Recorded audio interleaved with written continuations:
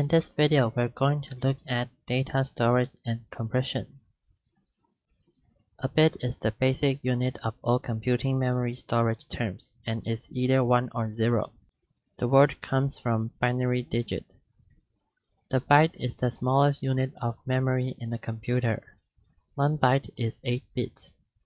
1 byte of memory wouldn't allow you to store very much information. So memory size is measured in the multiples shown in the table. The system in the table of numbering now only refers to some storage devices, but is technically inaccurate. It is based on the SI system of units where 1 kilo is equal to 1000. A 1 TB hard disk drive will allow the storage of 10 to the power of 12 bytes according to these systems. However, since memory size is actually measured in the terms of powers of 2, another system has been adopted by the IEC that is based on the binary system. This system is more accurate. Internal memory should be measured using the IEC system. A 64 GB RAM could store 64 times 2 to the power of 30 bytes of data.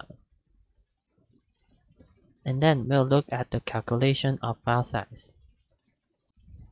The file size of an image is calculated as the image resolution times the color depth.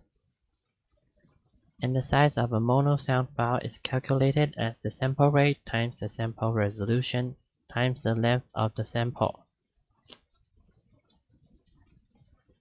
And then we're going to talk about data compression. So why do we need data compression?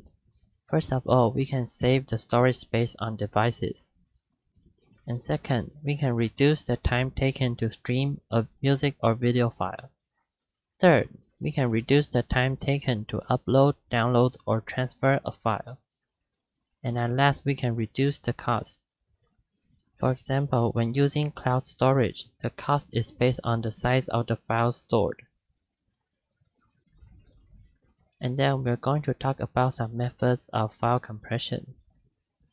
File compression can be either lossless or lossy. First, we're going to look at lossy file compression. So for image, we may reduce the resolution or the bit depth. And for the sound file, we may reduce the sample rate or the resolution. And here we have some common lossy file compression algorithms. And then we're going to talk about lossless file compression. For lossless file compression, we will reconstruct the original uncompressed file. So here we're going to look at a method which is a run length encoding. We call it RLE. RLE can be used for lossless compression of a number of different file formats. It is a lossless reversible file compression. It reduces the size of a string of adjacent identical data, and it is good for a repeating string encoded into 2 values. And RLE is only effective when there is a long run of repeated unit or bits. So let's look at the example of using RLE on text data. Consider the text string below. We can see that we can code this text string into 0597, which 05 means there are 5 A's and 97 means the ASCII code of A.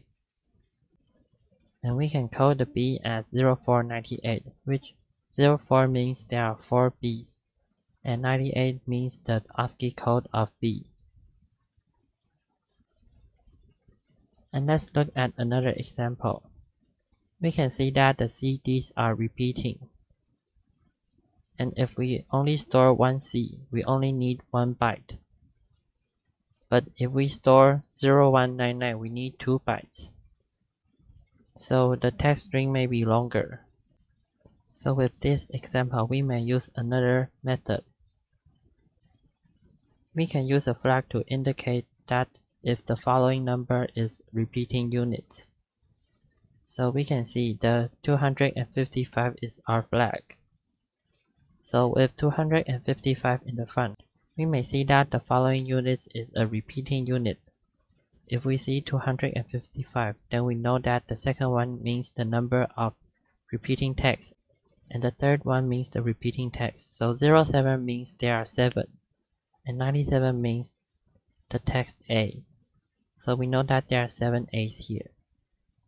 And for the CD part, we will only store its ASCII code. So we can see that we store 99 and 100.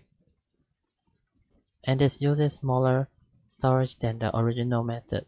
What we have learned in this video is measure of data storage, calculation of file size, data compression, and lossy and lossless file compression.